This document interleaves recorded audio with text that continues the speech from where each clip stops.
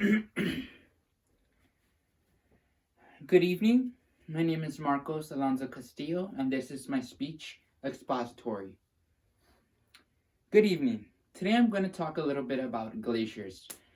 You're probably wondering, what are glaciers?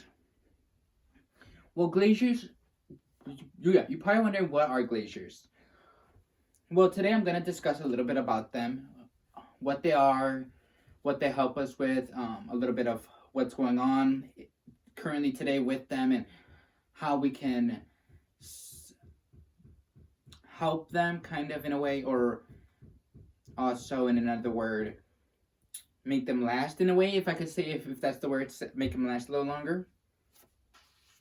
So, glaciers are all over the world, actually, but they're mostly found in Greenland and Antarctica. Those are where the two main points where all the glaciers are. And these glaciers are thousands and thousands of years old. So they go back hundreds and hundreds of years old. It's just glacier is formed from a compacted snow, mushed together over the years. The snow piles up and eventually form kind of a hard crystal. So if you were to put your hand against a glacier, it would be kind of soft with the snow because of it, but then it'll get hard like ice in a way. So in an article I've read, Dr. Tiffany Boyd has said that glaciers can go back thousands of years. So, like I said, they're formed from the snow, past time, snow compressed, just like that. So when glaciers melt, there's a pro and a con to it. The pro is that we can see if there's any other alternative life that was left behind. Any fossils, mostly, like if we see fossils, things that might have been hidden under the snow after so many years. But the huge problem with it melting is increase in sea levels, which could be very dangerous. You're probably just wondering, well, it's just water. No, actually, the sea level will begin to rise, causing cities to begin to flood. So it's not good. This is a big issue we have been dealing with, and it just hasn't been spoken of. It's a thing that hasn't been spoken of. It gets pushed to the side a lot, but it's a big thing that's actually happened.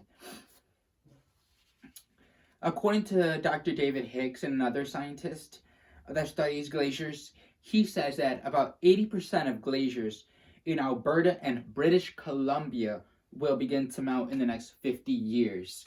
This is crazy to me because in 50 years, that a glacier takes thousands of years to form, and in just 50 years for it to melt, that just means destruction. It just means that our world is just coming to parts, that we have to do something to stop it. So I just could not believe that the world is coming to an end in a way. So if glaciers start to melt, then the sea levels will begin to rise, as I said. And even animals will begin to lose their homes. You might not even think about it. A glacier is a big thing. Animals live there. The whole world revolves around that. So if a glacier starts melting, then animals won't be able to stay on land. It'll just affect it'll affect more than what we are expected. And Dr. Hicks also explains that, but with great depth, that things could change, that there is a possible reason to change, that we're not too late. Glaciers have melted because of global warming. Global warming is a topic that some people not believe, but it's a thing. It's real. It's here. And it's not going anywhere. So we have to act fast and act fast.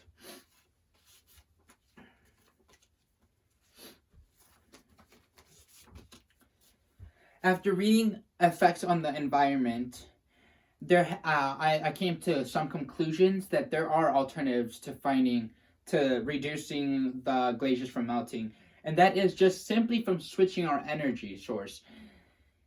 It's simple as that.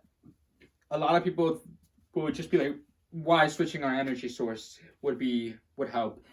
Because most of where we get our energy is coal or other alternatives that involve factories to grind it all, to basically pollute it, absorb, bring hot energy into it, and that hot energy is bringing the glaciers to melt.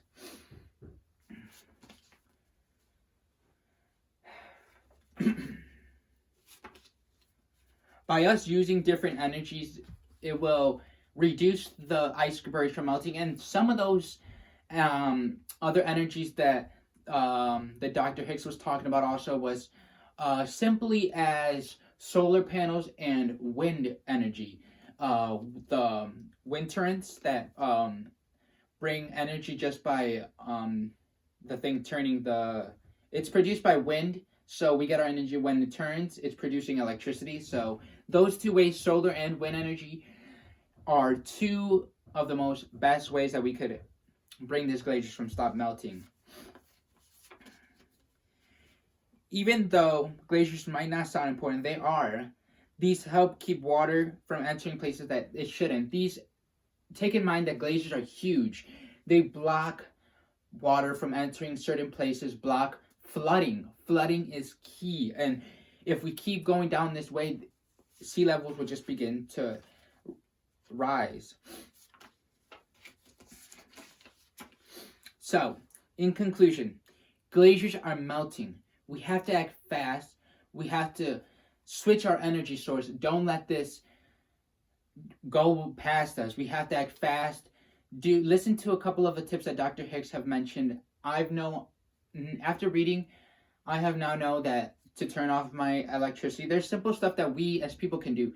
Don't use your electricity when you don't need to. Don't leave your lights on. These simple things, just like this. This is using light. This light is causing energy. Heat. This heat will bring it back, melt all the icebergs. So, in conclusion, we're trying to reduce all of that, bring us all together, and bring the icebergs from melting. That is a big issue that we are facing today. So stick with me, stand with me.